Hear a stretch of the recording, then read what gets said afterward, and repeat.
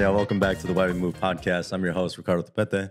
I'm here with the magnificent, the famous or infamous Miguel Baez, the official runner of the Miggy on 3 meme page. It's the one you all love, the one you all be sharing your likes and sending it to all your followers and all your friends. It's a good time, man. Thank you so much for being on board. Thanks for having me. I think that we need more of these, right? Like more creators like doing stuff around dance. When I first started, like I would consume everything I can get my hands on, like as many podcasts or whatever, listening to interviews. And honestly, there's not that many out there. So like I like this. I always wanted to be on something like this. So yeah, kudos. Thank you. Hell yeah, man. Thank you. Well, thank you for coming on board, honestly. And just for the people who know, who don't know you, Miguel, not only are you a meme page runner, but you're an amazing dancer, man. So thank you. I appreciate that. Yeah, I think people should really know that because like you really be pulling some moves and some style and you be smooth out there, bro. So props to you, man. Thank you, man. I mean, I appreciate that. Like, I know I'm like my own toughest critic, like as everyone is, right? But because I feel the same way about you, right? Like the other day, you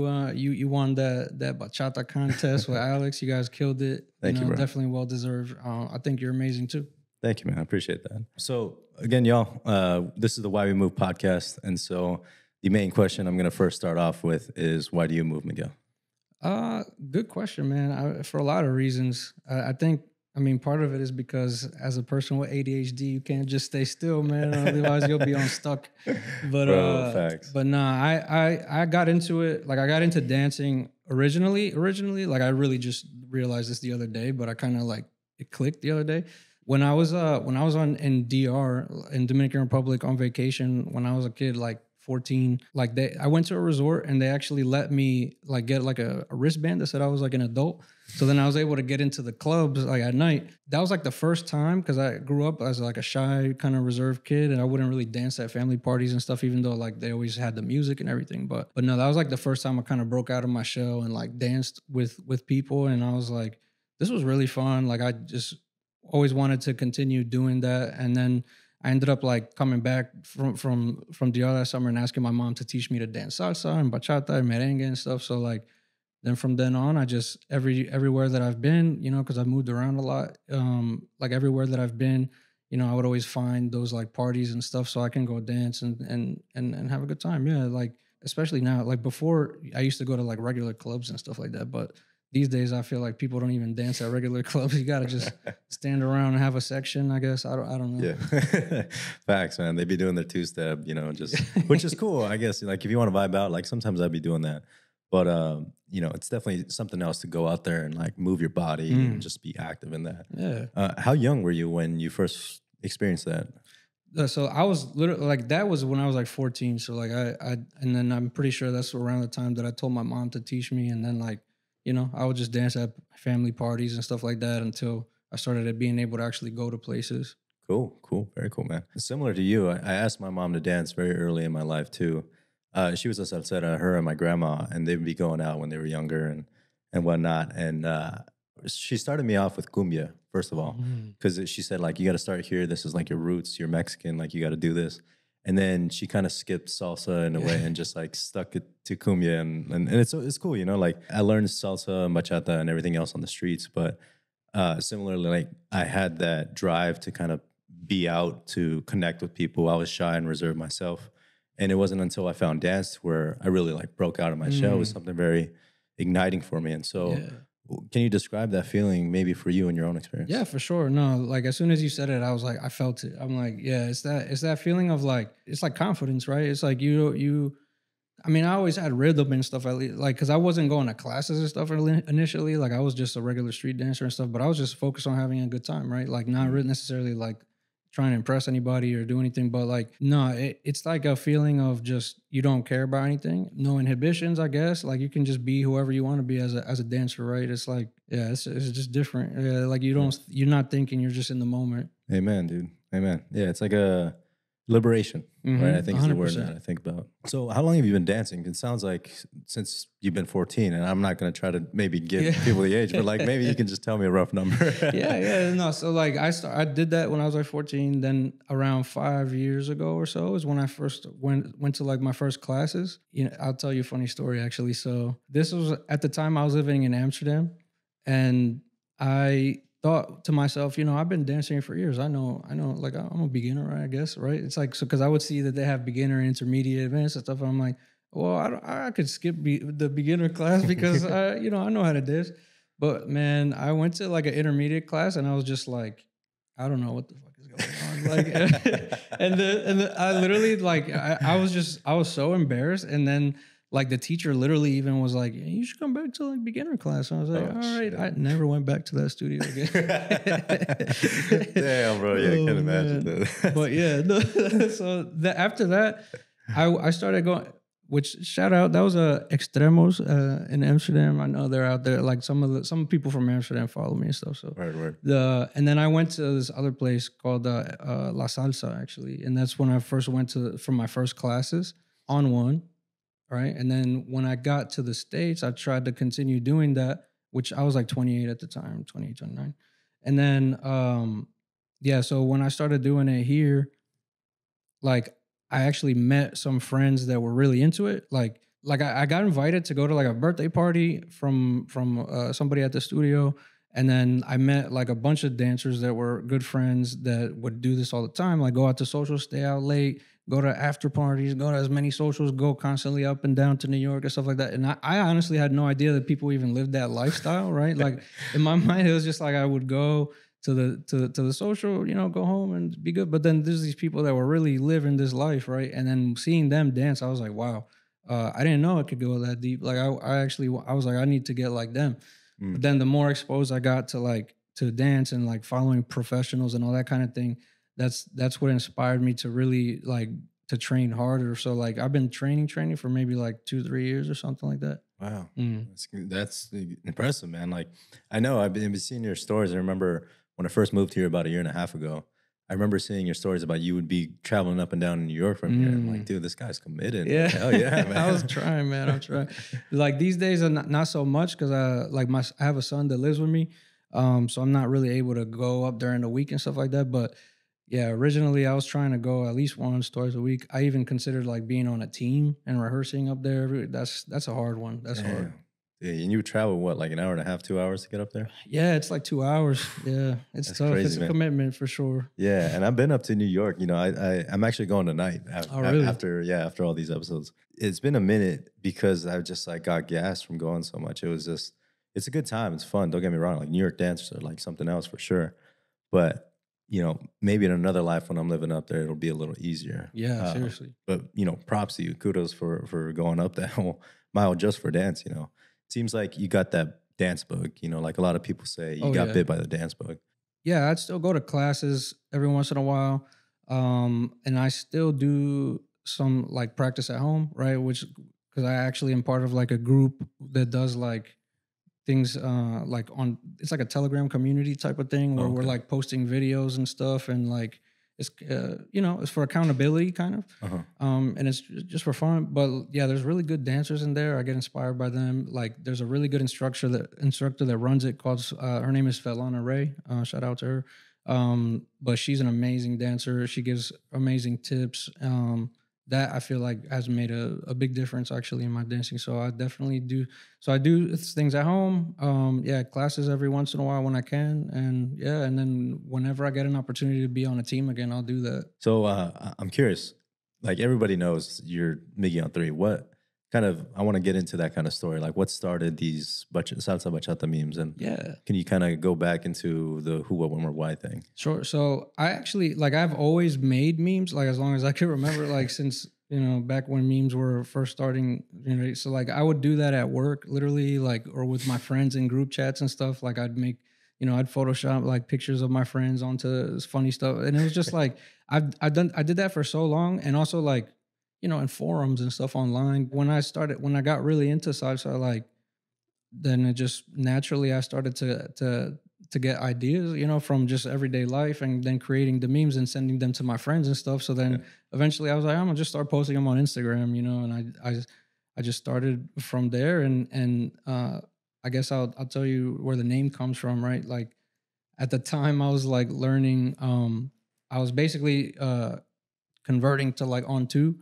Right. Nice. So like as I was doing that, I was forgetting on one, and then and then couldn't stay on two either. So then the joke was that I'm dancing on three, right? That's funny, man. And then it just kind of stuck. I kind of had that sentiment in a way, like maybe my initial thought was, oh, Mickey on three, he's like dancing like above, like On on a two, different on one, level. yeah, on a whole nother level. And it shows, In a like I bad way, though.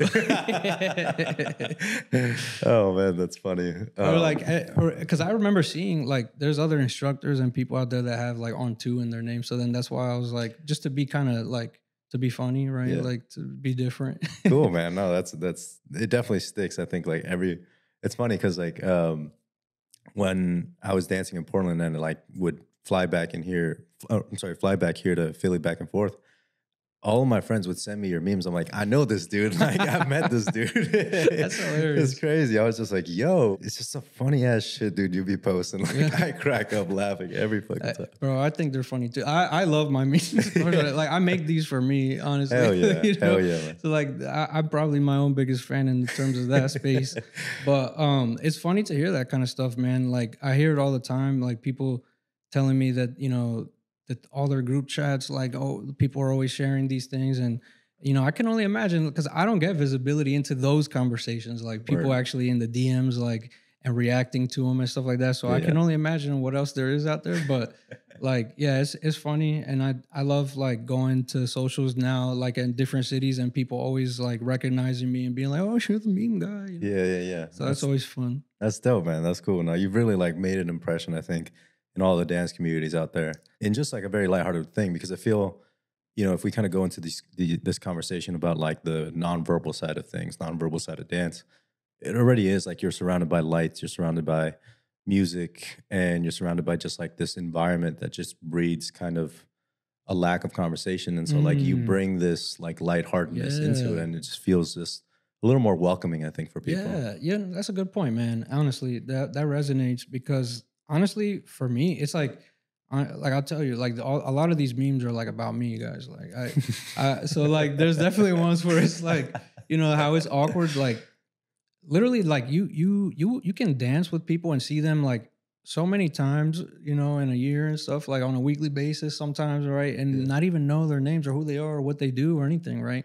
And I'm like that, right? It's like I go and I'm very like focus on dance, and I might chat with my friends here and there, but like I'm just like dancing the whole time. But then and then there's not really these other conversations about the scene happening. So then it's like me doing it on the page was like me expressing these things where I wasn't really necessarily expressing it to so many other people. Yeah, that's another like deeper layer of things. That's connection in and of itself. 100%. Yeah, that's awesome, man. I think let's start to talk about this idea of I think the beautiful parts of dance, in the sense that you got hooked onto this really early on, and a lot of people do because they either see something, they hear something, or they're out and about and they encounter a social that's outside or even at the club as they're passing by and see all these bright lights. What was that moment for you, besides like learning earlier on in your life and wanting to go out when you were in the DR?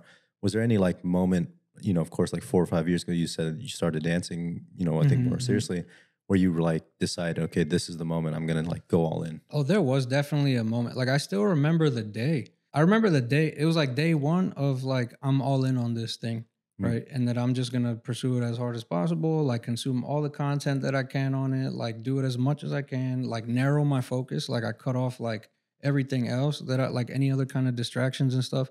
So like I definitely was like in a little incubator for a while. I guess the moment was really that, like when I'll backtrack a second, because right before then, like I had already had the idea that I wanted to be like to take it more serious, and that's why I started going to classes on two. And mind you, this was like right when the pandemic was ending, so like that's when people started having classes again and stuff like that. And at that point is when I was like, I wanna like learn on two, and I wanna like get good. But then honestly, it's like hanging out with these people, like, and seeing them, and then seeing where I was at the time, I'm like, oh hell no, like I gotta really like dial in and like and do this. So I guess that was the moment, really, like being inspired by my friends. These folks that you're talking about, your friends, you want to give them a shout out? Yeah, man. So like shout out to like Danny and Jonah and Sharmad and Juliet and Crystal out there, Ashley. I mean, there's so many people. I hope I don't, make anybody upset. But Yeah, yeah. You yeah, ever? they're out there. Hell yeah. But and honestly, like thank you to them because I was a beginner, right? It's like Mm. they were like, advanced and have been doing this for years. And the fact that they kind of like brought me into their group and were not like and put off by like dancing with me because I must have been getting off time and being stupid the whole time. But like they really put up with me all this time and so shout out to them. Hell yeah, man. Hell yeah. You ever make memes about them?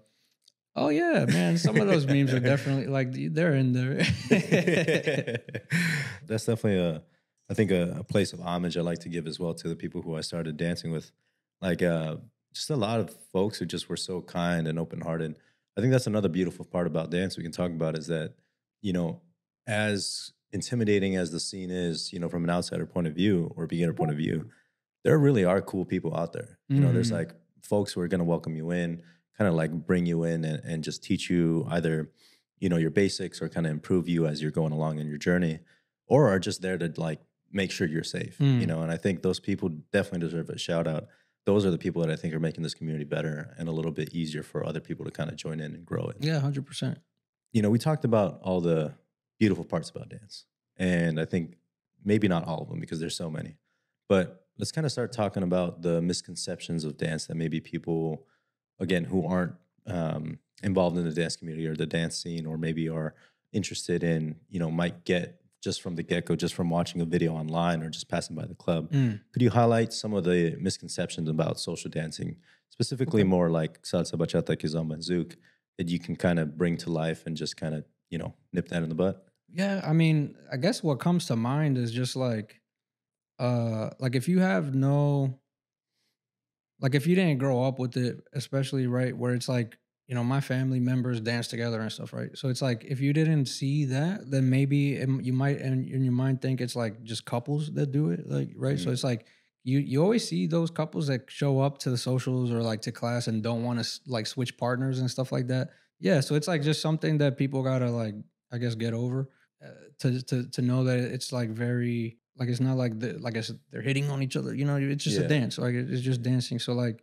some people find it hard to let go of that. I guess like and get jealous or like Mm, I can't imagine like honestly even me I can't imagine dating like a non-dancer. I guess because like it's like they have to understand that you're gonna be like out doing this like late at night whatever like there might be drinks or whatever there's like plenty of I'm gonna dance with a lot of different women blah blah blah so it's like it takes a different kind of person I think to accept that if they don't do that themselves right like mhm. so I don't know I can't imagine.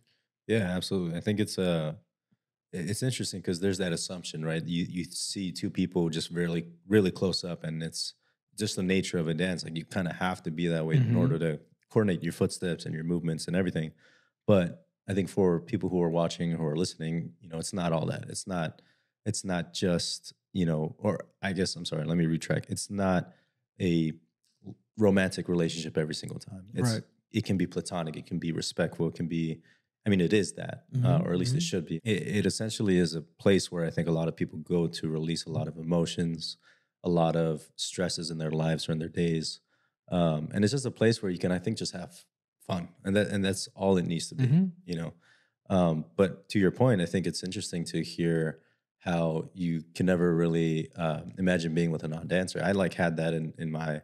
I think I still have that in my mind because it's hard to not be accepted in the ways that we were grown up. Mm. Like it's something that was very deeply rooted in our Right, right. culture, in our families, and it's to give that up is kind of like giving up yourself in a way. Hmm. Yeah, I definitely could not imagine like giving up dance like for a relationship and stuff. Like, because it's really honestly, it's been like a string throughout my life, right? It's like the one thing that I can really think about that's like been consistent throughout my life, like where that was always there. That was always something that I loved, always something that I did.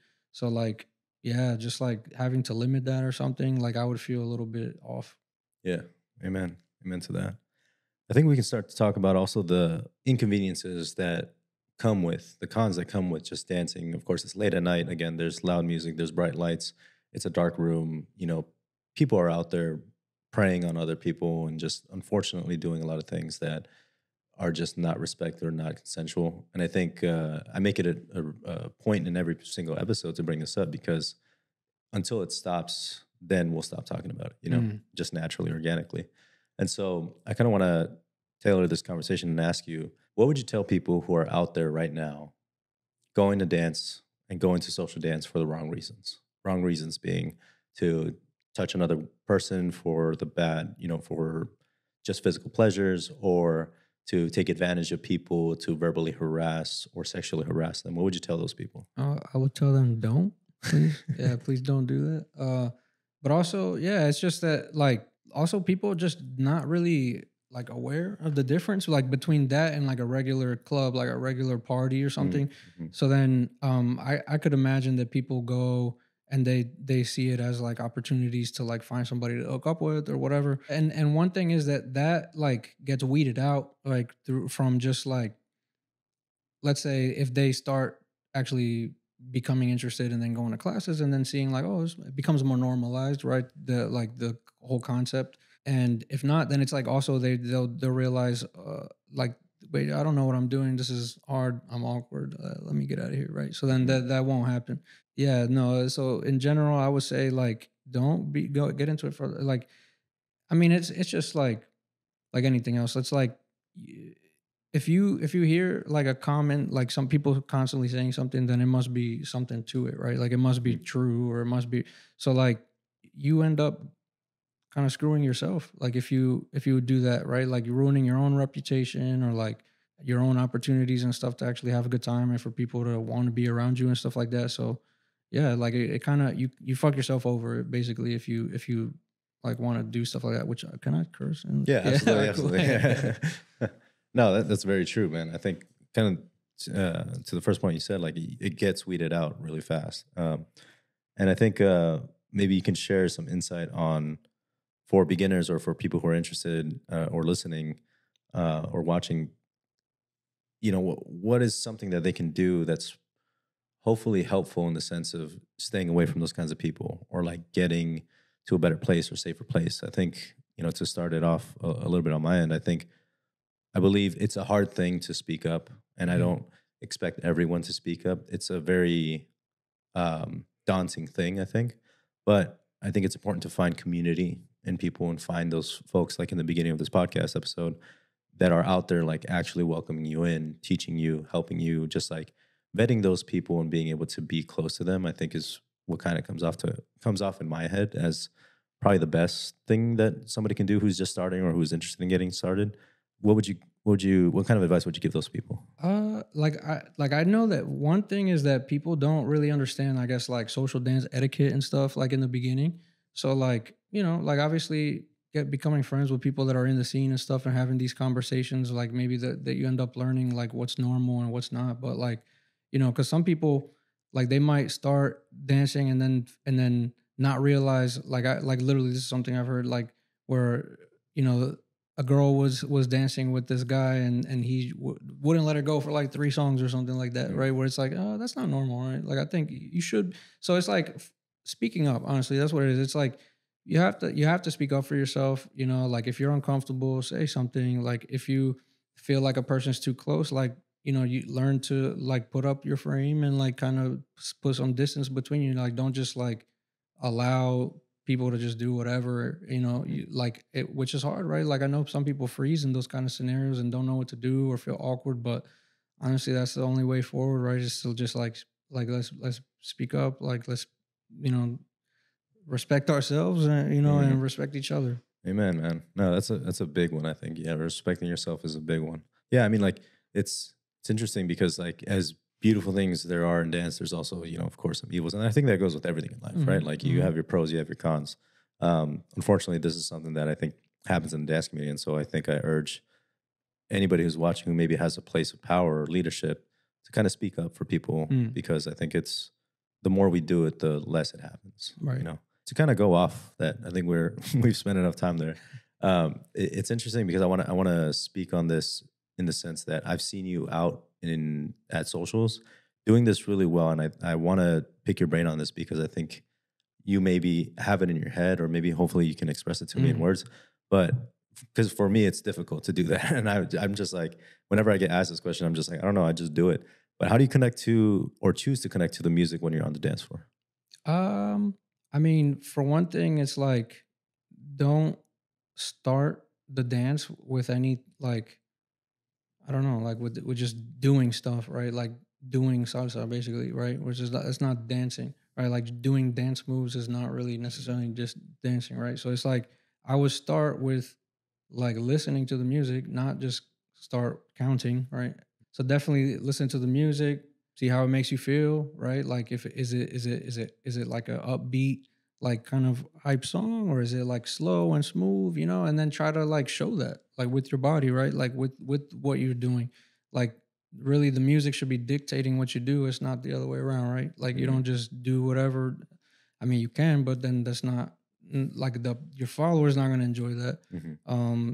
You're not going to look good, and ultimately you're not going to enjoy it as much as if you were to actually listen and let it kind of dictate what you do, which is hard, honestly, in the beginning, because I feel like you have to get to a point where like all this other stuff becomes automatic, and then you free up space in your brain to like focus on these things, right? Because at first, like if you don't even know the timing, you're gonna have to like count, you're gonna have to remember things that you learned in class and technique and stuff, but like once those become ingrained in you, then it frees up the space. So it's like, I guess, be cognizant of that from the beginning, that that's the goal, right? Mm-hmm. It's not to just do patterns and stuff out there. It's like to be able for those things to just come out naturally in accordance with the music, which doesn't happen all the time. Not even for me, man. Like I'm still working on that, obviously. Mm.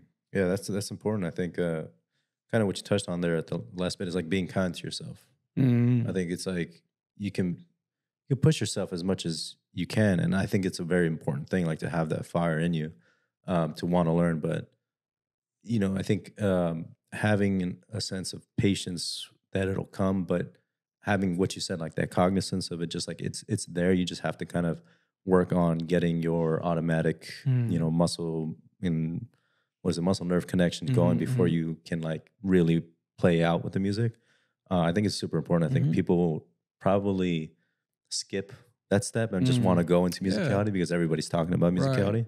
But I think foundation is probably, a 100%. little bit more important at first. And also keeping your partner in mind, right? Like, I mean, I Mm, keep talking about it from the perspective of a lead. So, like, you're like me thinking about my follower, right? Like, if I'm dancing with them, it's like, is what I'm doing like for them? Is it for me? Is it for like for other people? Or so it's like keeping them in mind, like seeing like, are they enjoying this, right? Like keeping it like maybe simple, keeping it to their level, right? Making sure that you keep have a connection, right? Because at the end of the day, they're not a prop, right? It's like a whole other person. right. So then yeah, it's like that. That's also key before you're out there just doing whatever. Apart from, getting into the weeds of your, current dance journey where you're at 5 years in, at least heavily dancing, and then since you've been 14, what specific challenges or obstacles have you faced during that whole time? And maybe you can like relay it at the beginning and then relay it, recently that you faced in this journey of yours. And what kind of lessons did you learn from them? How did you overcome them? Like I guess I'll give you like an early days thing and then like a more recent thing. So like in the beginning, yeah, it's like it's hard. Honest, yeah, like I don't know, like I don't know if everybody goes through the same things as but I definitely feel like I make every mistake in the book, right? It's like everything that your instructor tells you not to do, I've done. Everything your instructor tells you to do, I've not done. So it's like I've made every mistake. That's why I say all these memes are about me, bro. Because it's like even though I know these things logically, like sometimes you just gotta fuck up and then you learn and you're like, oh, that's what they meant. That's Yeah. what that's part of learning. So it's like getting over that, bro. It's your ego. So getting over your ego in the beginning is tough because I don't want to be out there looking silly, right? Like I didn't Mhm. want to like, be out there and not having good dances or like, seeing everyone else having a good time and being great. So that was hard, right? Like I think that that's probably for a lot of people when they start out and it's intimidating. So like just sticking it out and like realizing these things and just accepting like the level you're at and accepting yourself and realizing that it's just like just the point is to have fun, right? It's like not necessarily to impress anybody or to like we are trying to improve because it's kind of like the trade-off, right? Because it's like it's a balance between we're out there like truly practicing a craft and trying to get better at this thing, but then at the same time like trying to have fun and trying to make sure that your partners and stuff are having fun too. So there's a balance there, but like yeah, don't treat it like yeah, people like props basically. Mm. Like go out there and really try to just have fun and to make other people have fun and to enjoy yourself, right? Because it's not all because if it's all that, like you'll burn yourself out and not really enjoy it that much anymore. Yeah, no, that's very true. I like what you said there. The have fun part, I think, is the overarching theme there. I had a guest on the podcast back in Portland, my boy Malik. Shout out Malik. He talks about this in his classes. He's an instructor out there. He says the person who's having the most fun is the one winning, and Mm. like I think that's fun in the safest way, of course, fun in the most appropriate way, but still just having the most fun out there. I think you can really see it in the difference in people when Oh you're out yeah. there socially. It's like you really see these people connected and having the most fun and like just being present in that moment. Hmm. And other people who are kind of like looking off, like waiting Yeah. for their next Yeah. dance. You know what I mean? Right. And I guess to go back like the more recent challenge, I guess, which so like at this point, like I would say learning like the like good proper coordination, regardless of whether it's salsa or bachata or whatever, but learning those like really foundational things and like proper body movement and stuff, like that stuff takes time. And that was an obstacle in terms of like because that bleeds into everything else that you do, right? All your shines, all your like, improvisation, all that stuff, like it's like all of that gets fixed when you fix like your basic coordination and body movement. But like that's so hard to do, man. And it's hard to face yourself and like see it on the it's like because for me, it's like I didn't want to look at myself on video and not like what I see. Like I Mhm. want to see it and be like, "Oh, all right, cool. I'm like doing better. I'm improving. So like that was like and to do that is honestly, I had to like, do privates with people that really know. Like shout out to Eli Torres. He's, multi time world champ and OG in the salsa game. So like, for example, he's a person that judges, salsa competitions and who other pros and other world champions go to him, right, to learn and stuff. So then that's how you know like this person's gonna like point out all your flaws, all the things that you're doing wrong, blah blah blah, like easily. And then that's how you improve that. But otherwise, like it's hard to do that if you just rely on social dancing and just go to class like passively and stuff like this. Like this kind of thing requires training like at home and practice. Mhm. That's beautiful, man. And I think maybe if you can shed the most important thing you've learned from all your years dancing with folks who are listening, it could be for beginners, could be for advanced, intermediate, anywhere in between. What would you give that? What would you say to those people? Most important thing, yeah, it's tough because it's like a whole chain of things that you kind of like have to learn. But I guess if it was to like if you start from the beginning, right, it's like you're like literally starts from the ground up, right? Like so getting your steps correctly, getting your alignment correctly, getting your posture correctly, and that because it's like when you do, then everything comes naturally, right? Like everything. It's like you're because at the beginning I used to hate seeing like my arms and stuff like on videos, but like that's because I was moving them like artificially, right? It was disconnected from the rest of my body. So then getting to a point where it's like, okay, if I step, and then my leg moves, and then my hip moves, and then this moves, and then my shoulder, right? And then my arm, that makes sense, right? Then Hmm. it's like that's natural. But like it was hard to, I guess to put all those pieces together, Hmm. right? So it's like having to learn what each thing is supposed to be doing and then doing them all together a lot until it becomes natural. That's the key. I think it's really mindfulness, right? It's Mm. like you're trying to while you're doing this, you also can't forget about this, Yeah. and then at the same time forget about that. It's like being mindful of all the things coming together Right. and like being able to create that foundation, that Hmm. pyramid per se. And that's what I mean. Like you only have so much like bandwidth to focus. So it's like that's a lot. And then eventually those things become. It's like today those things are hard, but next week those things are Mhm. second nature, and you don't even have to think about it. So then that's the key is like doing it enough to where it's like okay, now I can focus on other things. Like that's done. I can just focus on musicality or focus on something else.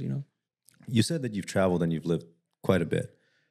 Can you maybe detail what was your favorite place to go out, either social dancing or practicing, and where would you go back now? So I lived in like in Hawaii. Honestly, like the first time I ever saw a salsa class was over there, Damn. which I didn't do it. It's like I went and I saw it, and honestly, like this sounds crazy, but like I when I saw it, I was like, this looks like robotic. I don't know. Something about it was all like it didn't look like what I was used to seeing. And then so then I lived in the DC area for a bit, which I really like dancing out there. You know, I've been down there recently quite a few times. You know, great scene. Shout out to like Mr. Mambo's. You know, I love that social.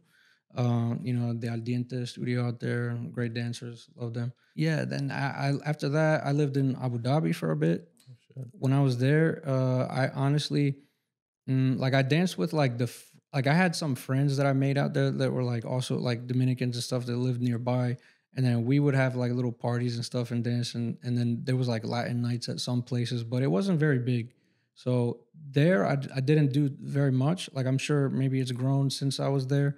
And then Amsterdam, I really like the scene out there, man. Like I really wish I could go back now. Okay. I actually can't wait to go back because you know, back then I couldn't appreciate it as much as now, right? It's like back then I danced, but not, it wasn't such a huge part of my life. But towards the end, like I would go to, for example, there's a social in the summertime called Summer Breeze because I used to live by the park where it used to be at Wester Park.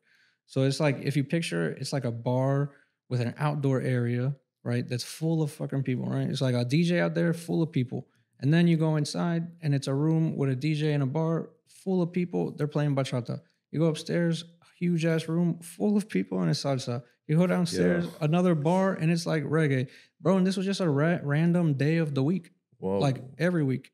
And I was like, this is like Congress level like numbers at a regular social. So I can't imagine. Like it must be, you know, awesome now.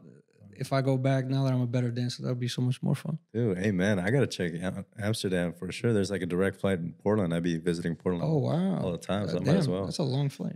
Yeah.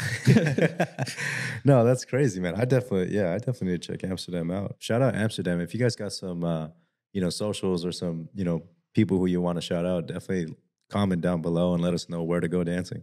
Because either Miggy or I will be there soon. Yeah, definitely, man. I would be down. We should plan a trip. Let's do Yo, it. let's do it, man. I'm down for that, bro. Dance journey. Let's do it. Outside of dancing, besides, you know, spending time with your son, it seems like, and maybe this meme page, what occupies your time? Obviously, it's not just that, but like you do all kinds of things. So what occupies your time?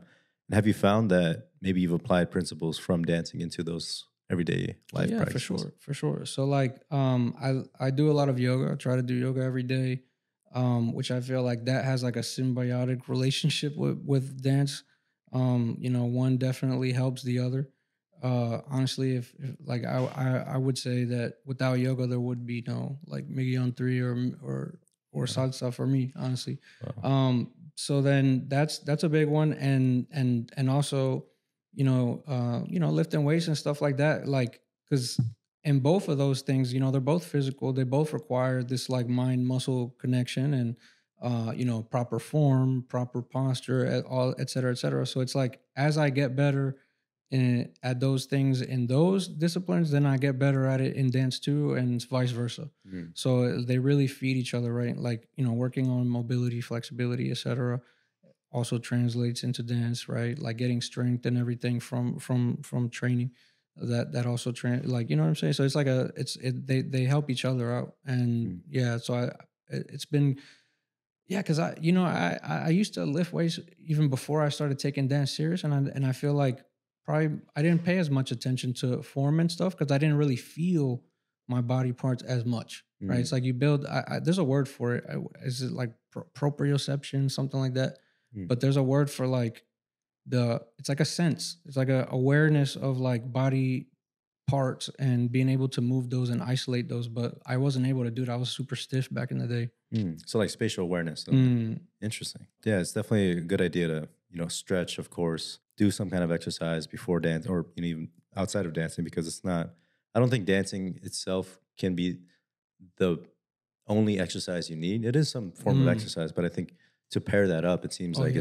it's been very helpful for you. I can speak on that as well. I lift weights and I do a lot of running myself, and so I see that kind of mingling and kind of coexisting in a way.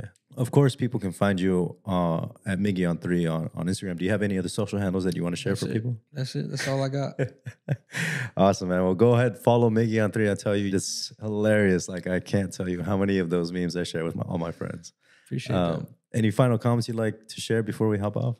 No, just thank you, man. Like, this was fun. I really enjoyed this conversation, and you know, hope we can continue growing together and, you know, making the community a better place, and hopefully we end up in Amsterdam one of these days. Yeah. Amen. Well, thank you so much for hopping on. Appreciate you, Miguel. So, thank you guys for tuning in. We'll see you next time. Fuck, I always fuck this outro out. Hold on, give me 1 second. If you see us out dancing, don't forget to save us a dance. See you next time.